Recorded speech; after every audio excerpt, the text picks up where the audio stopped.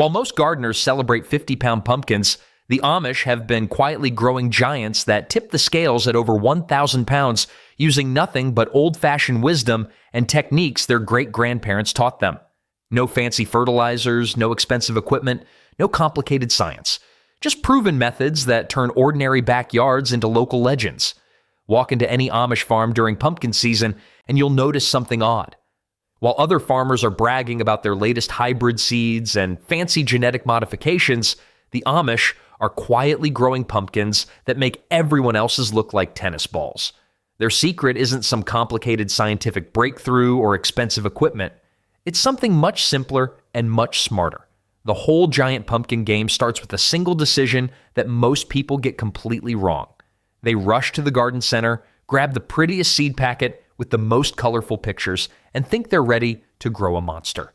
But those hybrid seeds are like buying a fancy sports car with a broken transmission. They look impressive on the outside, but they'll never take you where you want to go. See, hybrid seeds are designed for quick growth and uniform appearance. They're perfect if you want a bunch of medium-sized pumpkins that all look exactly the same.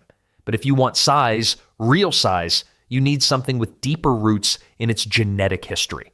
That's where heirloom varieties come in, particularly one called Dill's Atlantic Giant. This isn't just any old pumpkin seed. The Atlantic Giant carries genetic information that's been carefully preserved for generations. Every cell in that tiny seed contains the blueprint for massive growth. While hybrid seeds hit a genetic ceiling pretty quickly, heirloom varieties like the Atlantic Giant have the potential to just keep growing and growing. But here's where the Amish really showed their wisdom.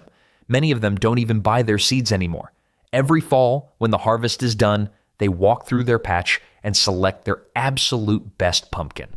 Not just the biggest one, but the healthiest, strongest, most impressive specimen they grew that year. They carefully extract the seeds, clean them with the same attention they'd give to any precious family heirloom, and store them through the winter. Come spring, they plant these champions, knowing that they're working with genetics that have already proven themselves in their specific soil and climate conditions. This process gets better every single year.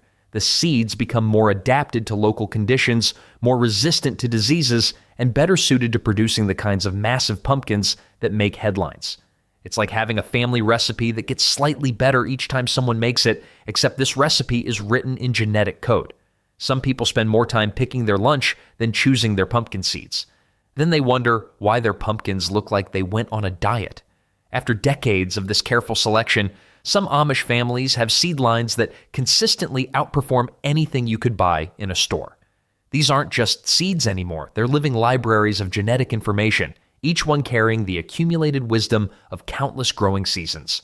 The difference becomes obvious when you compare results. Farmers using these carefully selected seeds routinely grow pumpkins weighing over 1,000 pounds. Meanwhile, people starting with random hybrid seeds struggle to break 200 pounds, no matter how perfect their growing conditions might be. This patient approach to seed selection reveals something important about the Amish philosophy. They understand that nature can't be rushed or forced. You can't make a plant do something it's not genetically capable of doing. But when you start with the right genetic foundation and provide proper care, you create the conditions for something truly extraordinary to happen. The seeds you choose today will determine whether you're growing a regular pumpkin or a record-breaking giant. Everything else, from soil preparation to watering techniques, builds on this fundamental decision.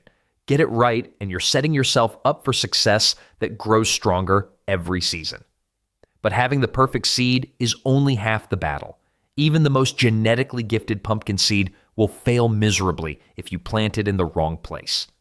What happens beneath the ground is just as important as what you can see above it. There's an old saying that good soil takes a lifetime to build, but only one season to destroy. The Amish take this seriously. Drive past any Amish farm in late summer, and you'll see something most people completely miss. While neighbors are already planning their fall activities, these farmers are out in their fields with wheelbarrows full of what looks like black gold. What they're doing seems almost backwards to modern thinking. Instead of rushing to plant when spring arrives, they're preparing for next year's harvest when this year's isn't even finished. They're playing chess while everyone else is playing checkers. The magic starts with aged manure, but not just any manure. Fresh manure is like giving a plant an energy drink when it needs a balanced meal. It's too strong, too harsh, and it'll burn your plants faster than you can say, giant pumpkin. The Amish know better. They let their horse and cow manure age for at least a full year, sometimes longer. During that year, something incredible happens. Rain soaks into the pile, snow covers it, summer heat bakes it, winter cold freezes it. Worms move in and start their work. Bacteria break down the tough fibers. What started as smelly barn waste slowly transforms into something that looks like the richest chocolate cake you've ever seen. But here's where most people would stop, and here's where the Amish really shine. They don't just dump aged manure on their fields and call it good. They layer it with composted organic matter like they're building a lasagna, kitchen scraps from meal preparation, fallen leaves from autumn cleanup, grass clippings from summer mowing. Every piece of organic material that once lived gets a second chance to contribute. The result is soil so rich and dark that it practically hums with life. Grab a handful, and it feels different from regular dirt. It's soft and crumbly, but holds together when you squeeze it. It smells like a forest floor after rain. It's warm to the touch, even on cool days. You know your soil is ready when earthworms start showing up, like they're attending a dinner party they actually want to be at. Most gardeners work their soil maybe 6 inches deep and think that's enough. The Amish go deeper, much deeper. They work their soil down to 12 to 18 inches, sometimes more. This isn't just about giving roots room to grow. It's about creating a foundation that can support something truly massive. When a pumpkin plant sends its roots down into this deep, rich soil, it's like a tree finding the perfect spot to grow. The roots spread out wide and dive deep, accessing water and nutrients that shallow-rooted plants can only dream about. Strong roots mean strong plants, and strong plants can support fruit that weighs hundreds of pounds. The Amish test their soil too, but they don't need fancy equipment or laboratory results. They use methods passed down through generations. A handful of soil tells them about moisture content. The color reveals nutrient levels. The smell provides clues about soil health. After decades of working the same land, they can read soil like a book. They aim for a pH between 6.5 and 7.0, which is slightly alkaline. This might sound technical, but it's actually simple. Soil that's too acidic locks up certain nutrients that pumpkins need. Soil that's too alkaline does the same thing with different nutrients. Get it right, and the plants can access everything they need to grow big. The timing of all this soil preparation reveals something important about Amish farming philosophy. They start working on next year's soil before this year's harvest is even finished. By the time spring arrives, their soil has been through an entire winter of natural conditioning. Freezing and thawing breaks down organic matter even further. The result is soil that's ready to produce giants. When spring finally arrives and other farmers are frantically trying to prepare their gardens, the Amish are already ahead of the game. Their soil is ready, their foundation is solid, and their plants are set up for success from day one. But even perfect soil won't guarantee success if you make the next critical mistake. The only product we'll ever promote on our channel is a book by Claude Davis, a veteran prepper, about 126 superfoods and preservation methods from crisis times like the Great Depression and wartime that are impossible to find elsewhere. We decided to promote his book because we are the last generation able to share these techniques and superfoods to our children or grandchildren. It would be a shame to see this information about highly nutritious foods and preservation methods to survive crises disappear. You can also find a book about herbal remedies from Nicole Apelian on their store. If you're watching this on TV, you can look up our channel, Frugal Solutions, on your phone or tablet and find the books by clicking the link in our channel description or any other video description. Water kills more pumpkin dreams than drought ever could. That might sound backwards, but it's absolutely true. Most gardeners see their plants looking a little thirsty and immediately grab the hose. They spray water everywhere, thinking more is better. Meanwhile, the Amish are watching their neighbors create disasters while they grow monsters using completely different methods. The problem starts with how most people think about watering. They treat it like washing a car. Spray it all over, get everything wet, and call it done. But pumpkin plants aren't cars. They're living organisms with specific needs, and meeting those needs requires a completely different approach. When you spray water over the top of pumpkin plants, you're actually inviting trouble. Those big, broad leaves collect water and hold it in all the wrong places. Moisture sits on the surface, creating perfect conditions for fungal diseases. It's like leaving wet towels in a dark closet and wondering why they smell funny later. The Amish avoid this problem by watering at the base of the plant, right where the roots can actually use it. They don't waste time and water spraying leaves that don't need it. Instead, they deliver water directly to the root zone where it can do the most good. This targeted approach prevents disease problems before they start. But here's where it gets really interesting. The Amish don't water every day like most gardeners do. They water deeply and less frequently, encouraging the roots to grow down instead of staying shallow. When you water a little bit every day, the roots get lazy. They stay near the surface, waiting for the next drink. When you water deeply once or twice a week, the roots have to work harder. They dive deep into the soil looking for moisture, creating a stronger foundation for the plant. Deep watering also helps the plant develop better drought resistance. Plants with shallow roots struggle when dry weather hits. Plants with deep roots can tap into moisture reserves that shallow-rooted plants can't reach. It's like having a deep well instead of a shallow puddle. Timing matters too. The Amish water early in the morning, usually just after sunrise. This gives the plants all day to absorb the water they need while allowing excess moisture to evaporate before nightfall.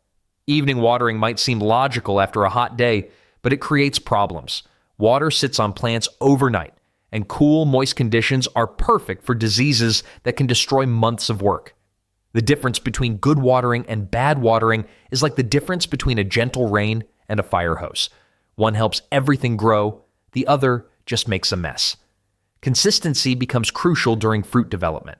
When pumpkins are actively growing, they need steady moisture levels. Too much water can cause the fruit to crack or split. Too little water stunts growth and creates tough, bitter flesh. The Amish maintain steady soil moisture without drowning the roots or letting them dry out completely. During dry spells, this watering strategy really pays off. While other gardens are struggling with stressed plants and wilted leaves, Amish pumpkin patches stay green and healthy. The deep root systems they've encouraged can find moisture even when surface soil is bone dry. The amount of water matters as much as the method. Pumpkin plants need about 1 inch of water per week during the growing season, but they need more during fruit development. The Amish adjust their watering based on natural rainfall, soil conditions, and plant needs. They're not following a rigid schedule. They're responding to what their plants actually need. This careful attention to watering creates plants that are stronger, healthier, and more productive. The root systems develop properly, the leaves stay disease-free, and the fruit grows steadily without the stress that comes from inconsistent moisture levels.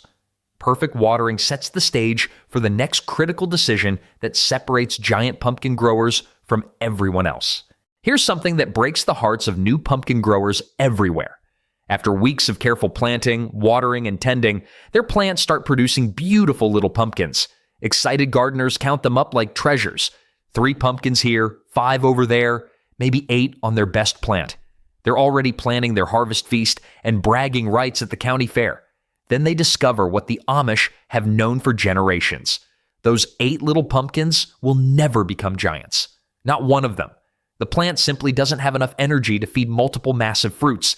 It's like trying to raise 8 teenagers on a minimum wage salary. Something's got to give, and it won't be pretty. The Amish make a choice that seems almost cruel to beginners. When their pumpkin plants start setting fruit, they examine each tiny pumpkin with the eye of a talent scout. They're looking for the one with the best shape, the strongest stem attachment, and the healthiest appearance. This chosen one gets to stay. The rest get removed. This isn't just about being picky, it's about understanding how plants actually work. Every pumpkin plant has a limited amount of energy to spend during the growing season.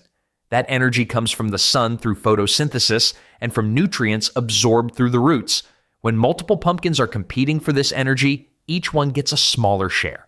The result is several medium-sized pumpkins instead of one giant.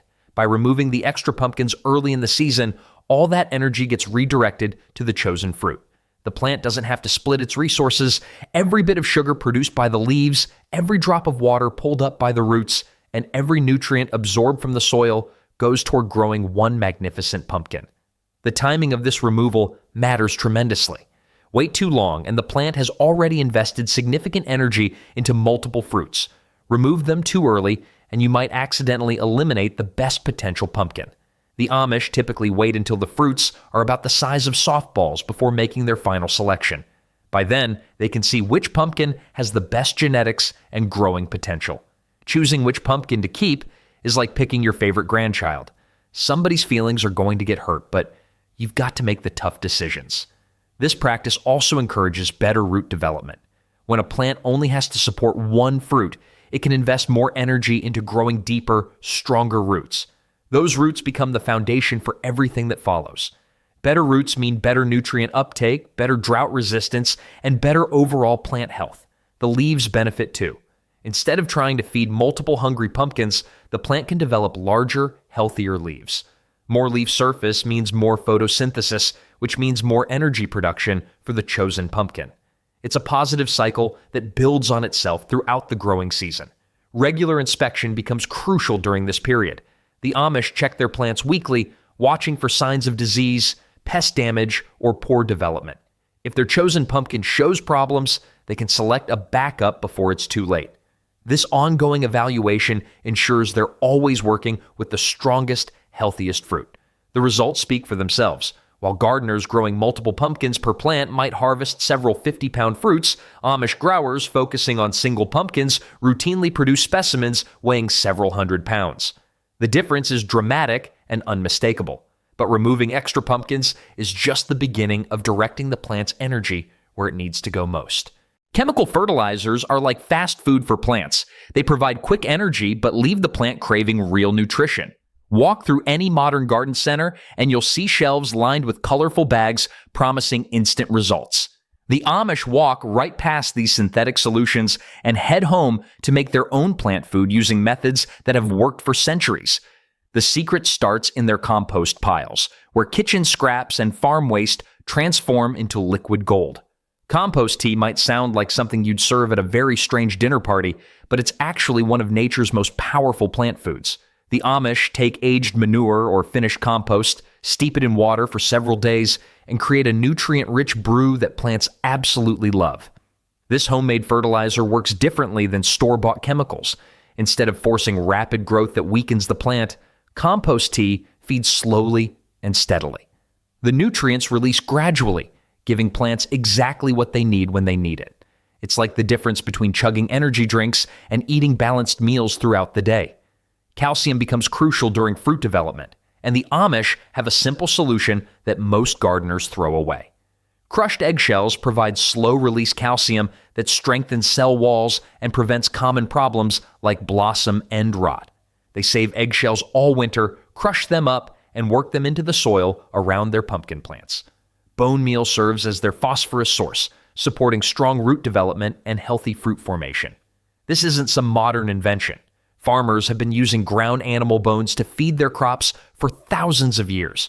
The phosphorus in bone meal releases slowly over the entire growing season, providing steady nutrition without the boom and bust cycle of synthetic fertilizers. The timing of fertilizer application separates successful growers from disappointed ones. The Amish add nutrients in small amounts throughout the growing season rather than dumping everything on at once. Heavy fertilization can actually damage delicate root systems and create more problems than it solves. Little and often wins the race. Some gardeners treat fertilizer like hot sauce. They figure if a little bit is good, a whole lot must be better. Then they wonder why their plants look like they went through a blender. They apply these natural fertilizers directly to the soil rather than spraying them on leaves. Root feeding ensures nutrients go where they're needed most and reduces the risk of burning tender plant tissues. The soil acts like a buffer, moderating nutrient release and preventing the shock that can come from too much fertilizer too fast. The beauty of this natural approach shows up in the quality of the final fruit. Pumpkins grown with synthetic fertilizers often grow fast but lack substance. They might look impressive but feel hollow and don't store well. Naturally, fertilized pumpkins develop thick walls, rich color, and incredible keeping quality. These feeding methods also improve soil health over time. Chemical fertilizers can actually damage beneficial soil organisms and reduce the soil's natural fertility. Natural fertilizers feed both the plants and the soil ecosystem, creating a sustainable system that gets better every year. The controlled release of nutrients means plants never experience the stress of feast or famine. They receive steady nutrition that supports consistent growth without the dramatic ups and downs that can cause fruit cracking or other development problems. But even the best nutrition program won't produce giants if the plant's energy gets scattered in too many directions. Pumpkin vines have one major flaw. They're completely terrible at making smart decisions about where to spend their energy. Left alone, they'll sprawl in every direction, sending out dozens of side shoots and trying to cover half an acre with greenery. Meanwhile, your prized pumpkin sits there getting barely enough nutrition to survive, let alone grow into a giant. The Amish treat vine management like conducting an orchestra. Every vine has a specific role to play, and anything that doesn't contribute to the main performance gets cut. This isn't about being mean to the plant. It's about helping it focus its energy where it can do the most good. Secondary vines, also called laterals, are the biggest energy thieves in the pumpkin patch. These side shoots branch off from the main vine and seem harmless enough at first. They produce leaves and flowers just like the main vine. The problem is they're essentially freeloaders. They consume nutrients and water without contributing much to the main pumpkin's growth. The Amish allow these secondary vines to grow to a certain length, usually about 8 to 10 feet, then they cut them off. This gives the plant enough leaf surface to produce energy through photosynthesis while preventing the vines from becoming nutrient drains. It's like having enough employees to run your business without so many that you can't afford to pay them. The main vine gets special treatment. Instead of letting it grow straight out from the plant, the Amish train it to grow in a gentle S-shaped curve. This pattern serves several important purposes. First, it reduces stress on the vine as the pumpkin grows heavier. A straight vine creates tension points that can crack or break under the weight of a massive pumpkin. The S-curve distributes that weight more evenly. This curve pattern also allows more room for the pumpkin to develop. When the vine grows straight, the pumpkin often ends up cramped against other vines or obstacles. The S-curve creates a clear space where the pumpkin can expand in all directions without interference. Training pumpkin vines is like teaching teenagers to drive. You've got to give them some freedom while still keeping them pointed in the right direction. The distance between the root crown and the pumpkin matters more than most people realize. The Amish position their main pumpkin about 10 to 15 feet out from where the plant started. This distance ensures the pumpkin gets optimal nutrient flow from the root system while being far enough away to avoid crowding issues. Closer than 10 feet, and the pumpkin competes with the root system for space and nutrients. Further than 15 feet, and the nutrients have to travel too far through the vine, losing efficiency along the way. This sweet spot maximizes both nutrient delivery and growing space. Regular pruning becomes a weekly ritual during the growing season. The Amish walk through their pumpkin patches with sharp, clean tools, removing unwanted growth before it can drain valuable resources. They look for suckers, excess lateral vines, and any growth that's heading in the wrong direction. This constant attention to vine management creates plants that are incredibly efficient at directing energy toward fruit production. Instead of wasting resources on unnecessary foliage, every leaf and vine segment serves the ultimate goal of growing a massive pumpkin. The results of this careful management become obvious as the season progresses. Well-managed plants produce larger, healthier pumpkins with stronger, more consistent growth rates. But managing vines is only part of protecting your investment from the dangers that can destroy months of careful work. Nothing breaks a pumpkin grower's heart quite like watching months of careful work get destroyed in a single afternoon. One careless step, one moment of rough handling, or one unexpected weather event can turn a prize-winning pumpkin into compost material. The Amish have learned this lesson the hard way over generations, and they've developed protection methods that seem almost overprotective until you see the results. The first enemy is the ground itself. A growing pumpkin sitting directly on soil creates perfect conditions for disaster. Moisture from the earth seeps into the bottom of the fruit, creating soft spots that quickly turn into rot. Insects and small animals find these soft areas irresistible. Before you know it, your giant pumpkin has become a buffet for every pest in the neighborhood. The solution seems almost too simple. The Amish slide boards, pieces of plywood, or even thick cloth padding under their growing pumpkins as soon as the fruit starts to develop. This barrier prevents ground moisture from reaching the pumpkin while providing a clean, dry surface for growth. The material needs to be large enough to support the entire pumpkin as it expands, with room to spare. Straw works well too, but it requires more attention. A thick layer of clean, dry straw creates an excellent cushion and provides good drainage. The key is keeping it dry and replacing it if it starts to decompose or get moldy. Wet, rotting straw is almost worse than bare ground because it creates concentrated moisture and bacterial problems. Once rapid growth begins, the cardinal rule becomes crystal clear. Never move the pumpkin, not even a little bit, not to check the bottom, not to turn it for better sun exposure, not to show it off to visiting relatives. When a pumpkin is gaining several pounds per day, even small movements can cause internal damage that shows up as cracks or weak spots later. Moving a fast-growing pumpkin is like trying to relocate a sleeping grizzly bear. It might work out fine, but the odds are definitely not in your favor. The summer sun presents another serious threat. While pumpkin plants love heat and sunshine, the fruit itself can actually get sunburned during the hottest part of the day. Sun scalding creates tough, discolored patches on the pumpkin surface that never heal properly. These damaged areas become weak points that can split open as the pumpkin continues growing. Some Amish growers use shade covers during peak summer heat, especially during afternoon hours when the sun is most intense. These don't have to be elaborate structures. A simple piece of cloth or burlap stretched over the pumpkin during the hottest part of the day provides enough protection without blocking all the light the plant needs. The root system requires protection too, though it's less obvious. Pumpkin roots spread out in all directions from the main plant, often extending 15 to 20 feet or more. These roots lie close to the surface where they're vulnerable to foot traffic, garden tools, and even heavy rain. Damaged roots mean reduced nutrient uptake and slower growth. Careful handling extends to everything around the pumpkin patch. The Amish mark their root zones and avoid walking in these areas. When they need to work near the plants, they use boards or planks to distribute their weight and avoid compacting the soil directly over the root system. Even small cracks or bruises early in development can become major problems as the pumpkin grows larger. What starts as a tiny scratch can turn into a split that ruins the entire fruit. Daily inspection helps catch these problems before they become disasters, but prevention through careful protection is always better than trying to fix damage after it happens. This level of protection might seem excessive, but it becomes essential when your pumpkin starts approaching record-breaking size. Bees are probably the most underappreciated workers in any pumpkin patch. Without them, even the most perfectly prepared soil and carefully selected seeds won't produce a single pumpkin.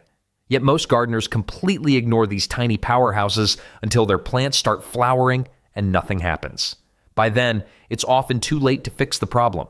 The Amish understand that successful pollination makes the difference between having flowers and having fruit.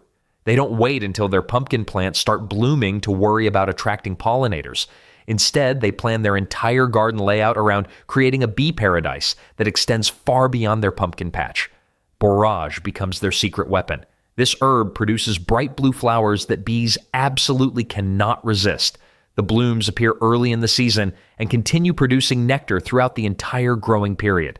Planted strategically around the pumpkin patch, borage creates a constant stream of bee traffic that ensures plenty of pollinators are nearby when the pumpkin flowers open.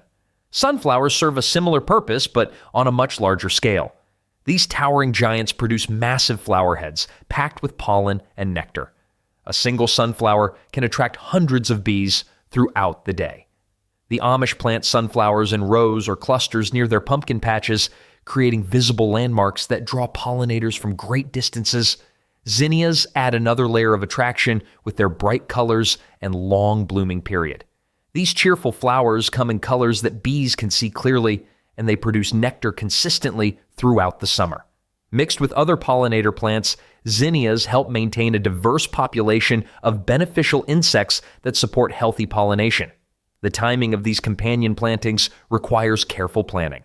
The Amish plant their pollinator flowers several weeks before their pumpkin plants start blooming. This gives the flowers time to establish and begin attracting bees before the pumpkins need their services. By the time pumpkin flowers open, there's already a thriving bee community working the area. But even with perfect companion planting, natural pollination sometimes fails. Weather conditions, bee population changes, or other factors can interfere with the process. When this happens, the Amish take matters into their own hands with careful hand pollination. Getting bees to visit your garden is like running a good restaurant. If the food is excellent and the atmosphere is welcoming, word gets around fast. Hand pollination sounds complicated, but it's actually quite simple. Early in the morning, when flowers are fresh and pollen is most viable, they use a small, soft brush to transfer pollen from male flowers to female flowers. The key is doing this work before the heat of the day causes the flowers to close. Female flowers are easy to identify because they have a small swelling at the base that will become the pumpkin. Male flowers grow on straight stems without this swelling. One male flower can pollinate several female flowers, but the timing has to be perfect. Both types of flowers are only receptive for a short window early in the morning. Poor pollination creates more problems than just missing fruit. Partially pollinated pumpkins often develop strange shapes, weak skin, or poor keeping quality. The fruit might start growing, but then stop developing or develop unevenly. Complete, thorough pollination early in the flower's life ensures proper fruit development and the thick, strong skin that giant pumpkins need.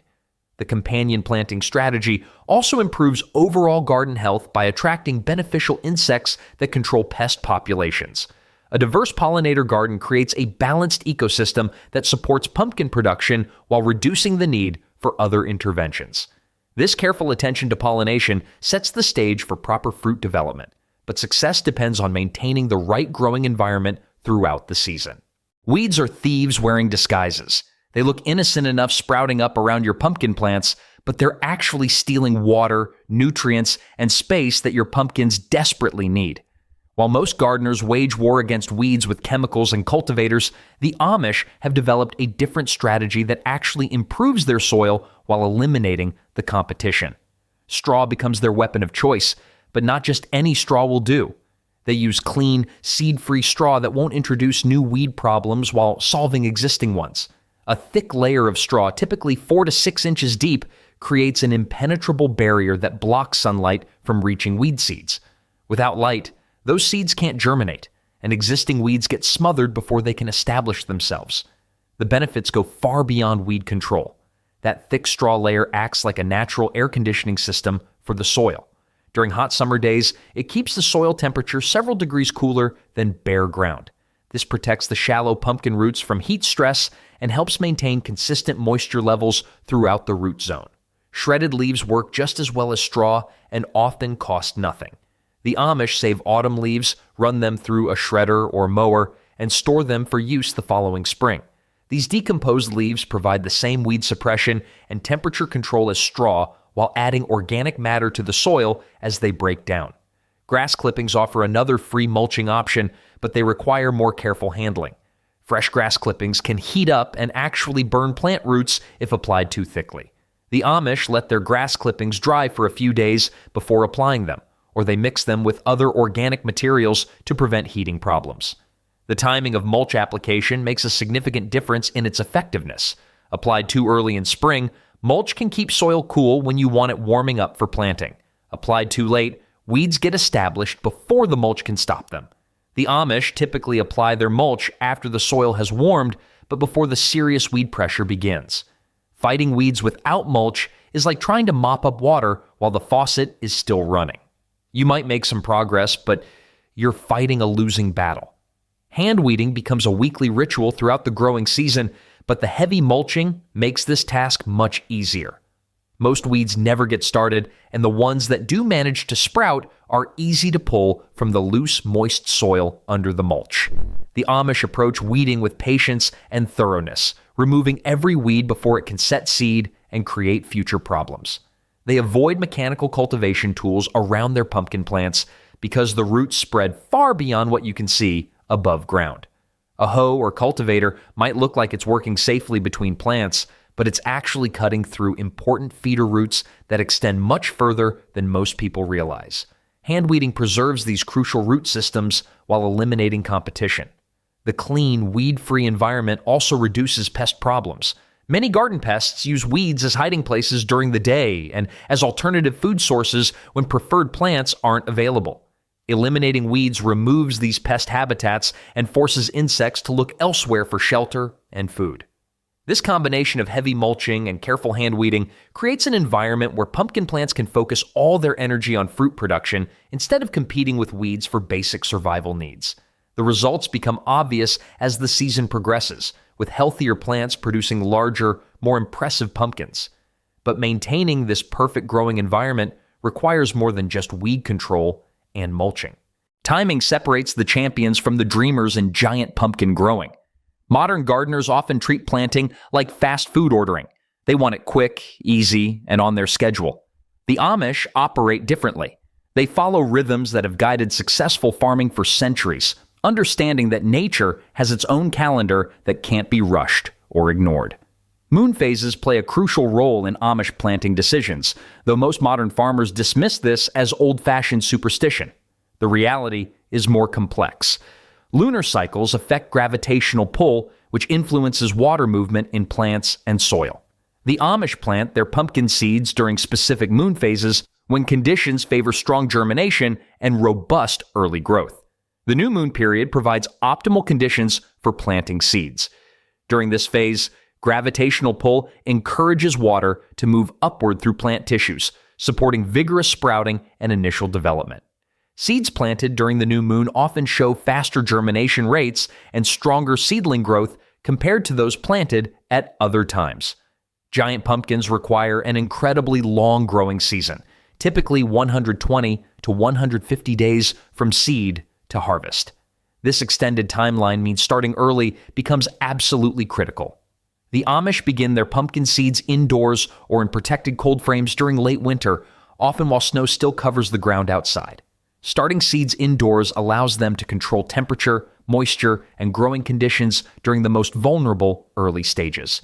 They use simple setups, nothing fancy or expensive, but they maintain consistent conditions that give their seedlings the best possible start. The goal is having strong, healthy transplants ready to go outdoors immediately after the last frost danger passes.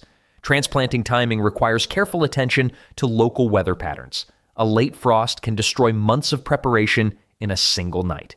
The Amish track historical frost dates for their specific area and wait until soil temperature stays consistently above 60 degrees Fahrenheit. They'd rather transplant a week late than lose everything to unexpected cold weather. Following a planting calendar is like following a recipe.